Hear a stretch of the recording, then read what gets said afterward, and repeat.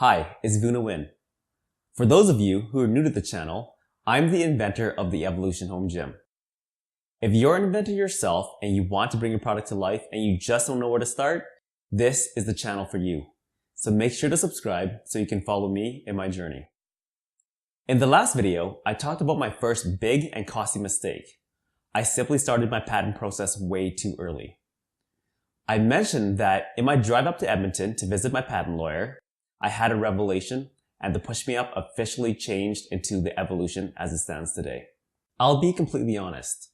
I started the patent process so early on because at that point in time, I simply didn't know any better. I was naive, so to speak. I didn't realize that because I was so early in the functionality, design, and prototyping stage, any modifications had the potential to be substantial. And sure enough, this minor modification that turned the Push Me Up into the Evolution was big and it cost me a lot of money. But lesson learned. In this video, let's talk about that change. Based on the original concept, the Push Me Up, the frame had been intentionally designed to be very lightweight and user-friendly. Based on the required or intended functionality, there really was no requirement for the frame to be heavy. But I also knew that this really limited its usefulness to the end user.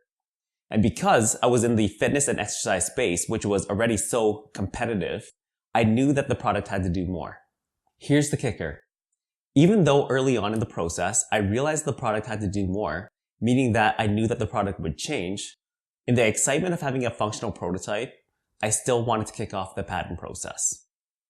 I keep on re-emphasizing that fact because, honestly, at that point in time, I didn't know any better, and I want to do whatever I can to help you prevent that same mistake. To maximize the functionality of the product or the usefulness of the product to the end user, it had to offer more than just assistance. I wanted it to offer resistance as well. So to do that, my intention was to figure out a way that I could weigh down the frame without adding weight to the frame itself.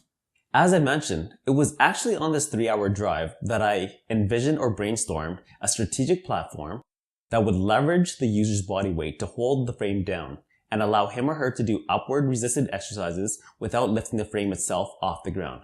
And now the questions really flooded in. How was I going to design this platform? Was it even a platform or just a simple attachment? Was the platform going to be detached or was it going to be built in?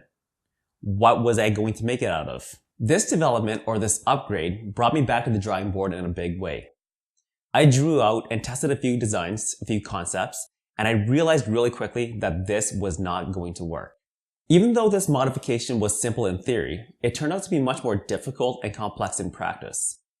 I realized that for this to work, the design as a whole, or the frame specifically, had to change. It wasn't as simple as adding a platform. This didn't get me down. I was actually quite excited. But this is exactly why I'm a huge advocate for quick and simple prototyping. In my mind, the sooner you get to a prototype, the sooner you can expose design and functional flaws.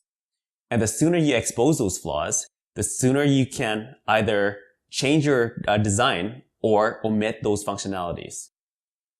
Another big lesson here is time is your biggest commodity and it's always of the essence. As for the Push Me Up and Evolution, it was back to the drawing board. In the next video, I'm going to walk you through some of those frame modifications. See you next time. Make sure to subscribe so you can follow me in my evolution journey.